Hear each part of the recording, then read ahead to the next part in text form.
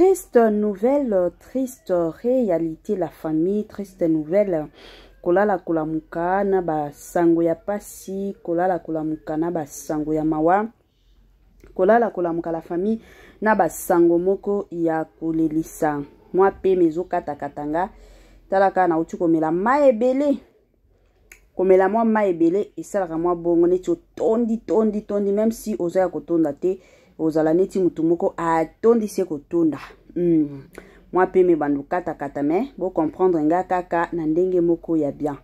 Voilà, grande ma joie de vous retrouver surtout sur notre chaîne Étoiline Inès TV.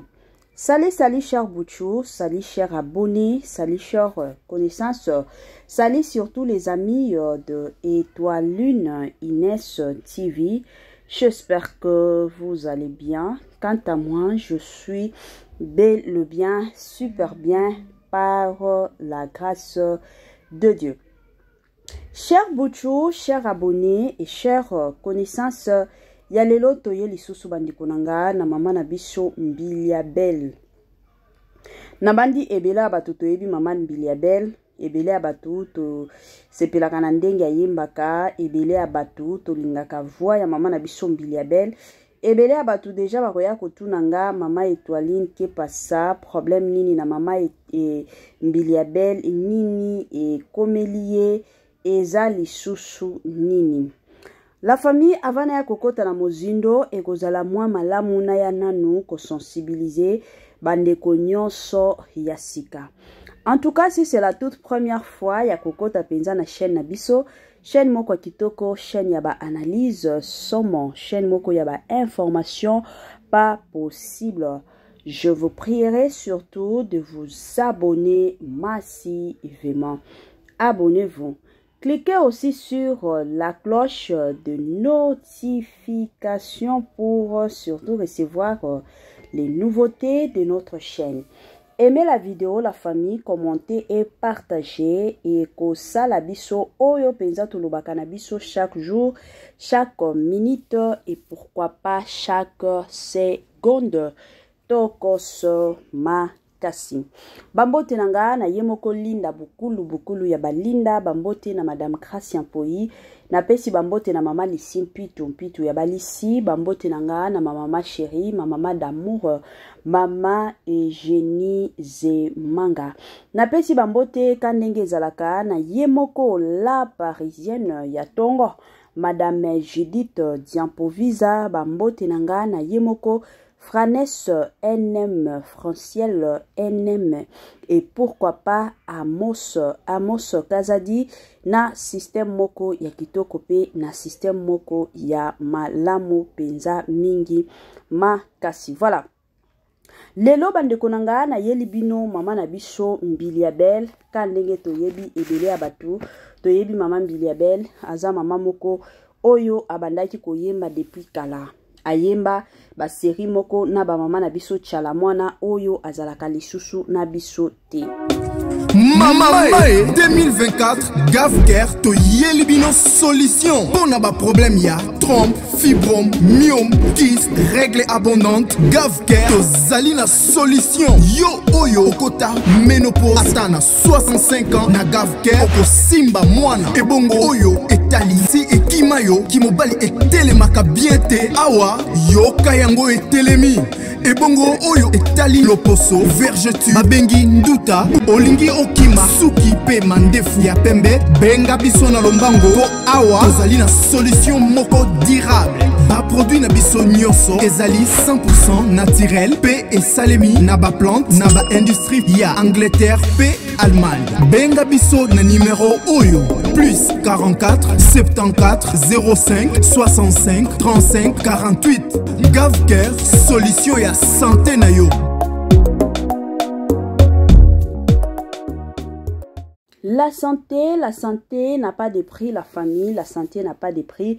Quand ndenge toyebi sarabino chaque jour ke soki okobate la santé na yo te, mutu moko te akoyaka kobate la santé na yo.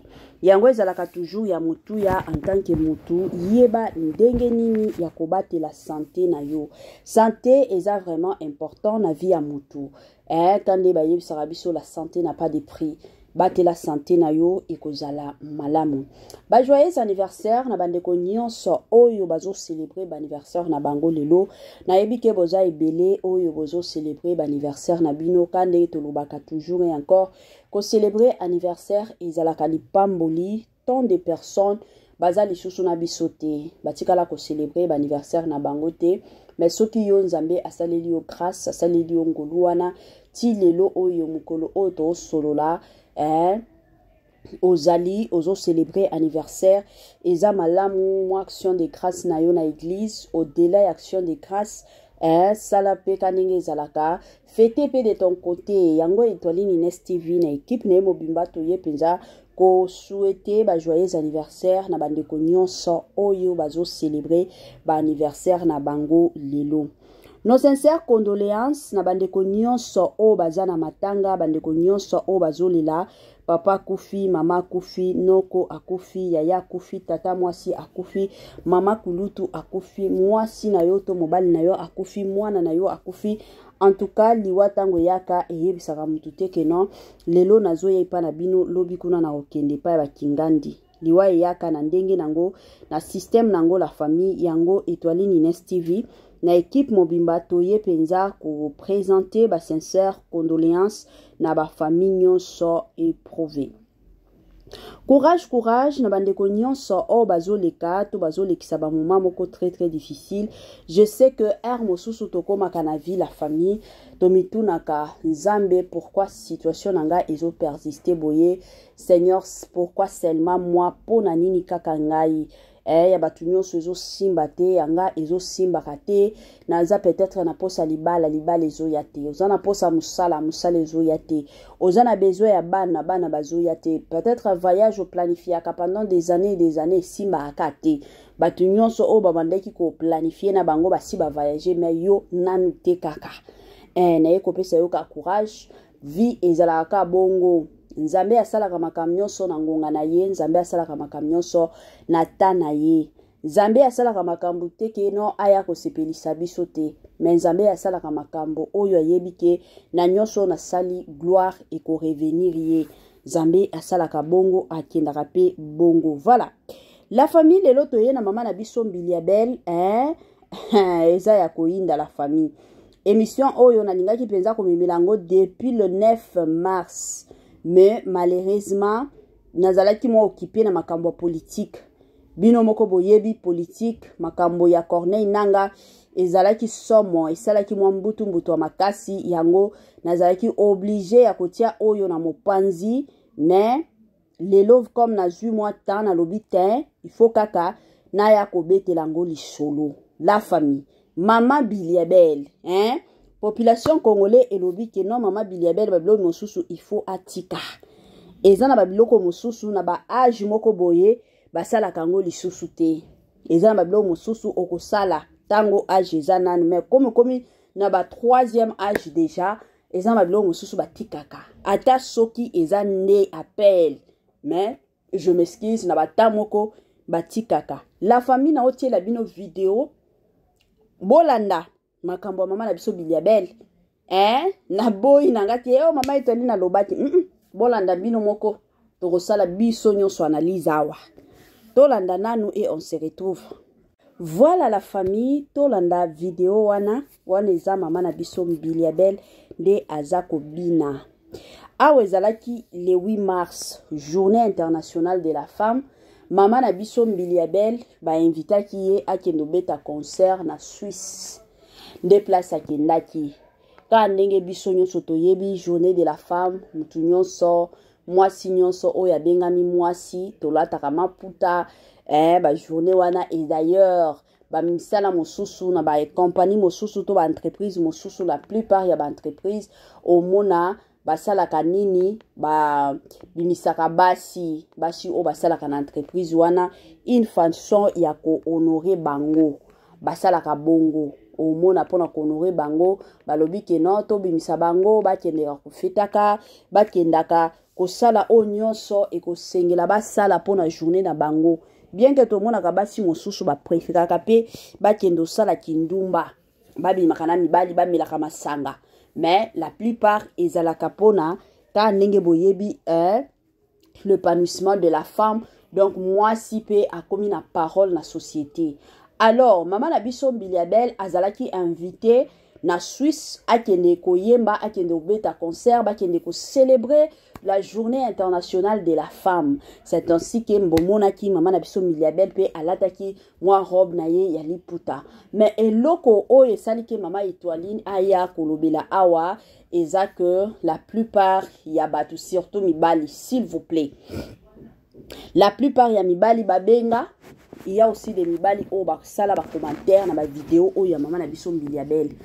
Eza na mibali mosusu o ba sala ba commentaire kuna en tout cas ba sepela kité na kobi na bina ya maman na biso Mbiliabel. Il y a de cela 2 ans passés, 2 ans, non, 1 année. Na sala ki émission moko maman na biso Mbiliabel azaki na concert moko akendai ko beta. Maman na biso Mbiliabel a bandaki ko bina kandenge boyebi maman Mbiliabel a bina kanaye de nature a bina ki penza batu babenga ki lisusu maman Étoiline na yaki ko sala émission. Il y a de ces personnes au babenga ki nga balobi siko ko bine sali nini ezo faire partir na musala na ye. Il y a aussi d'autres personnes au balobaki te maman Mbiliabel il faut atika âge déjà ici ekei aza déjà na 3e âge parce que to bandaka déjà 20 ans. Ce qui m'a bandi 20 ans, aux ans âge à liboso, premier âge. Ce qui est à 40 ans, nous sommes déjà na 2e âge.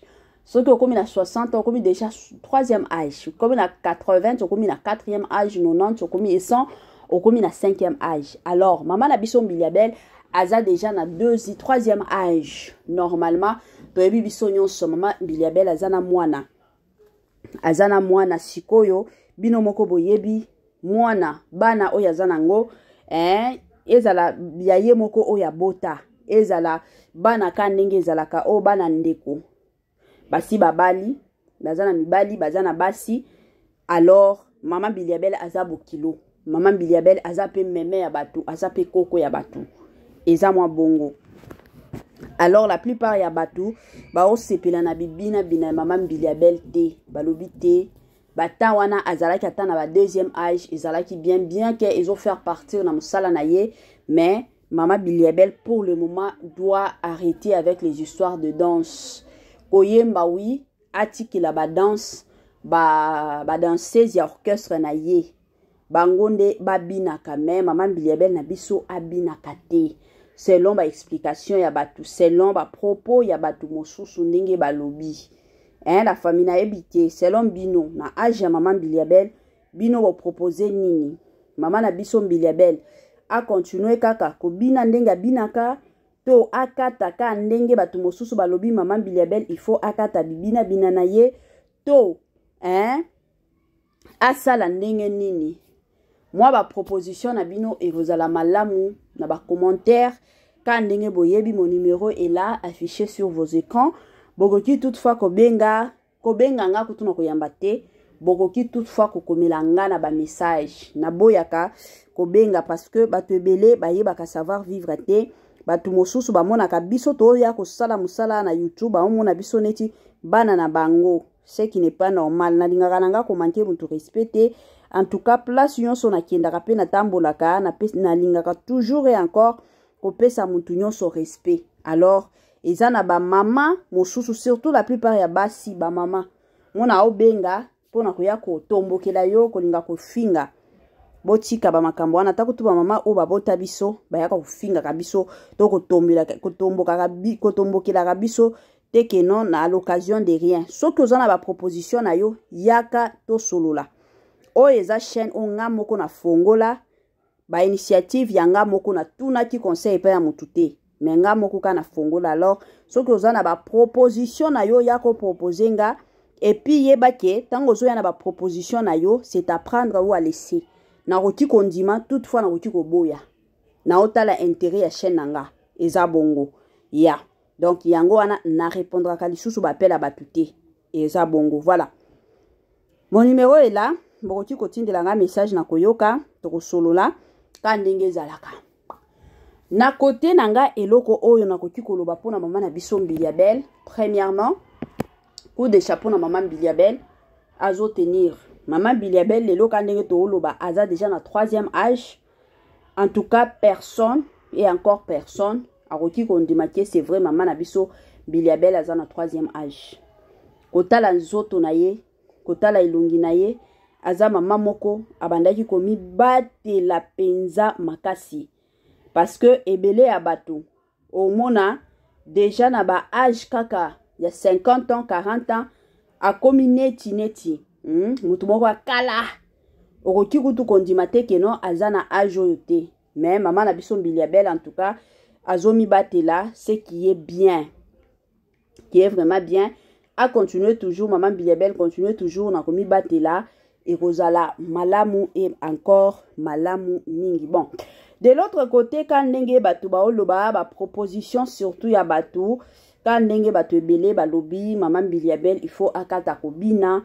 Bon, na côté wana la famille eloko il faut toyeba eza que premièrement maman na biso Biliabel azalaka muyembi. Pona kopesa mwa gu na makambo oyo azosala na banzembo na ye, il y a de ces personnes oyo bazalaka mingi intéressé na kobina maman Biliabel.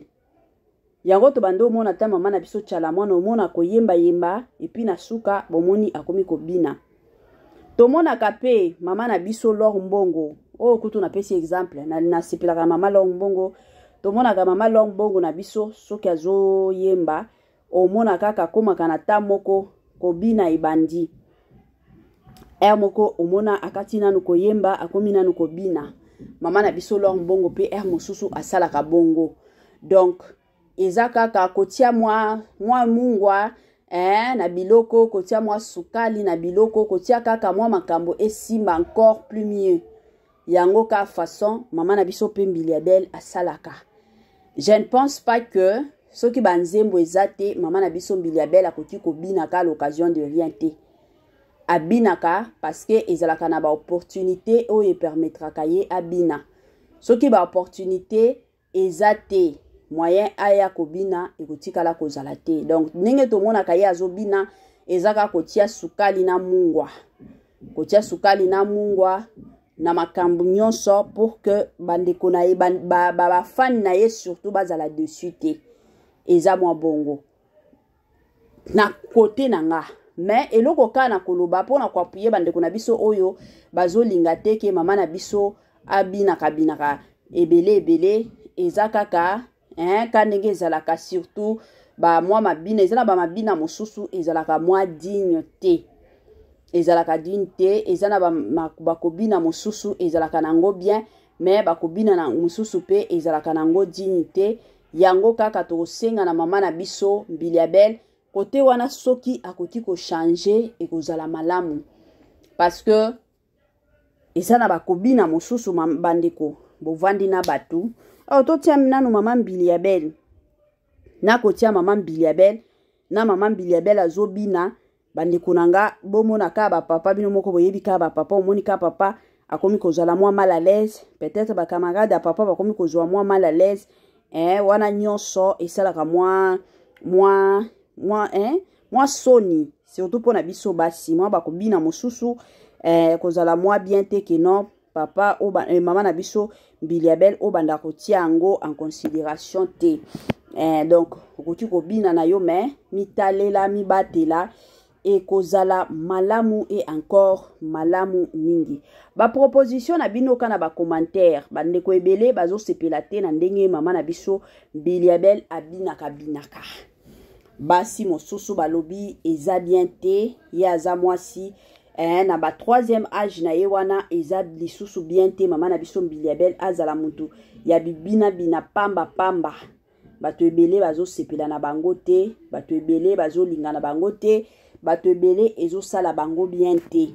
Yango mama Etoiline kandenge boyebi ayaka toujours soki akoloba ezali na ikoya toujours na pete nyonso na ekoloba soki pe akoloba ezali te kande boyebi nga nazalaka mwasi moko lolendo moyen na ya kutu ezate pe kotikala kozala te eza mwa bongo. Donc soki bomoni nga na ye eza kaka ndenge bandeko na biso mosusu basengi mama Etoiline ke te mama lobela nanu situation oyo lobela nanu sujet oyo ce n'est pas normal komona maman Biliabel azobinaka eza dignité surtout pour na mwasi kobina na ye wana eza lisusu bien te akoki kobina me azala na mwa ba limite kwa ya kobina kabinaka message na bino ekomi bato o babando senga mama Étoiline aya kolekisela bango message.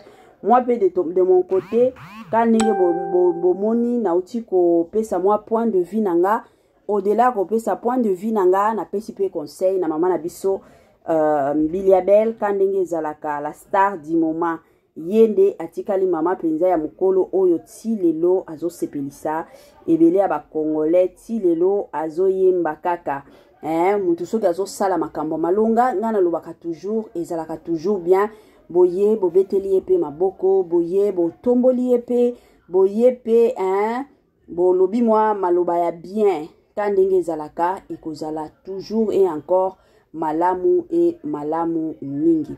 Voilà la famille quand ndenge boyebi chez Étoiline Ines TV tozangaka ba conseil te boyebi chaîne na biso eza chaîne ya bana nzambe eza chaîne oyo toyaka kaka kobeta masolo te ko salela bino banalise te mais toyaka toujours et encore pona koya pe kopesa toli kozongisa pe bandeko na biso na nzela ba o babungaki toyaka pe kolinga kozongisa bango na nzela.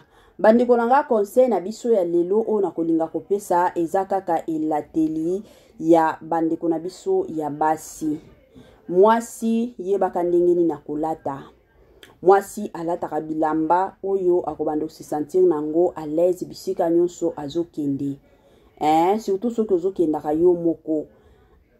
Lataka biloko moko oyebike oyo ekolakisanga ke naza mwasi ya libala.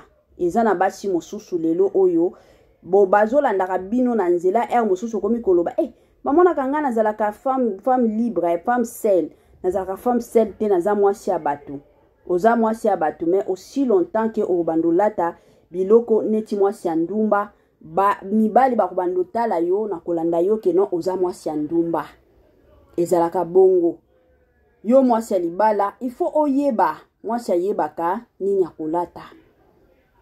Mwasi ayebaka nini ya kolata ozobima na ndako oyebike elamba oyo nakoki kotia yango na nzoto elamba oyo nakoki kotia yango na nzoto te ezalaka bongo s'il vous plaît ba mama toyebaka ndenge nini ya kolata tolataka bien tolataka décemment nazoya awa kolakisa mutu ndenge nini na kolata te mais en tant que maman oza déjà na ndako ya libala ozala aussi okoli parce que lelo ekomi kosala biso soni omona mama mosusu 60 ans aolata biloko moko ya mikuse biloko moko ekanga ye mama ta moya kotambola eza lisusu bien te mama komi ko forcer kotambola na ye eza lisusu bien te. Pourquoi? Parce que alati bilamba moko eza ya kokanga ekangi ye na ndenge moko ya mabe mais mama yekolaka ndenge nini na kolata yango bokomi komona ta babokilo na bino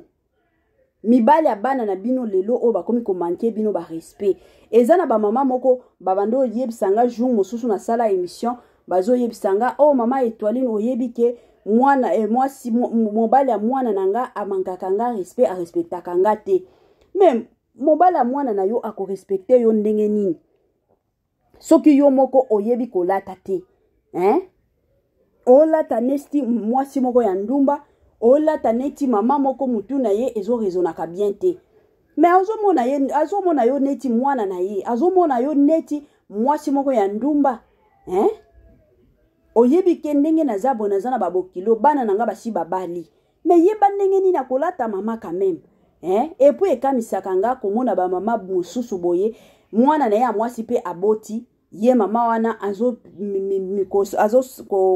komibeta tolo keno il faut na kendo salela mwana nanga wale yango bokomi komona lelo oyo ba mama mosusu bakomi kobima na ba mibali ya bana na bango. Pourquoi? Parce que mobali azalaka faible mobali ezaka ka miso soki amoni lelo oyo akoki ko résister lobi kuna résister lobi kolobi soki asalika 3 jours 4 jours bandeko nanga ezalaka pasi pe mawa pour que mobali aya ko résister.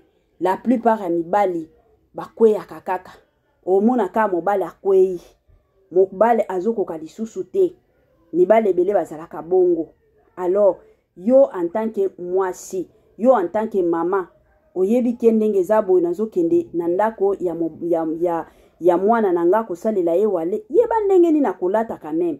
Hein? Lataka bien, ezala te ke non yango wana ezande bajwaki ngai basalaki nga boete. Hein? Olata babilamba moko ba robe moko ekanga kanga yo ozo mama ya ndenge nini. Hein? Ozo linga nini pona mwana na yo, olingi mwana na yo libale kufa to nini. Yango bomoni lelo oyo ba mama ebele bakomi ko fingisa bana na bango na bandako ya mabala. Hein? Mobala bando respecter mwasi parce que amoni mama na ya mwasi bilateli ya mama ya mwasi eza ya malonga te, omoni mobali akomi pe ko finga mwasi ke oza mwasi ya ndumba epa na bino boza bandumba tala kutu mama na bino. Ba mama boya kopesela bana na bino respect. Soki bino moko boya kopesela bana respect, bana na bino respect, mutu moko te akoya kotele mapona kopesela bana na bino respecter. Mwana na yo akoki ko vanda na ndako libala azana ye bien azana ye à l'aise, mais parce que yo mama ozana bizaleli mabe, yo mama ozolata ka mabe, ozo se comporta ka mabe, mobala mwana na yo akomi ko kanisela mwana na yo ke te azana ye na éducation ya bien. Yango mona ka mibali mosusu akoti na vie ya mwana na yo akomi ko changer mwana na yo ba idéologie. Okomi ko loba awo mobala o depo bala mwana na ngai akomi ko faire souffrir mwana na ngai, azo souffrir ye ko faire souffrir ye te. Bino ba mama mosusu bo lekisaka nga moko kutu la famille na yo kaka soni ozo kende na nzelo kutani na ba mama congolaise biloko bazaya ko lata o mitu na nzambe na bomo o nini ba mama o ba uta wapi bazo kende pe wapi mosusu komi na koloba ba mama o penza batanga ka bible to batanga ka bible te parce que to yebi ke mutu o yatanga ka bible ayebi ke il faut na sabia ka desama. Il faut na sabia ka desama. Sko mama oya yebi bible te, atikala kotanga bible te. Aolata na ye ki late late. Alati na ya yebi ke ndenge na olata ezapo batu ba mona. Tolata ka teke no batu ba mona biso. Tolata ka il faut nzoto na biso ezala na kati batu ba pesa ka biso respect. Ezala ka bongo. Oroti koya kotele mateke no na lata parce que batu balingi ba mona ngati. Bo mi pesa respect, bo pesa pe mibali ya bana na bino respect, bo pesa banzoto na bino respect. To vanda ki awa ezalaki na ane moko 3 ans passé na Belgique.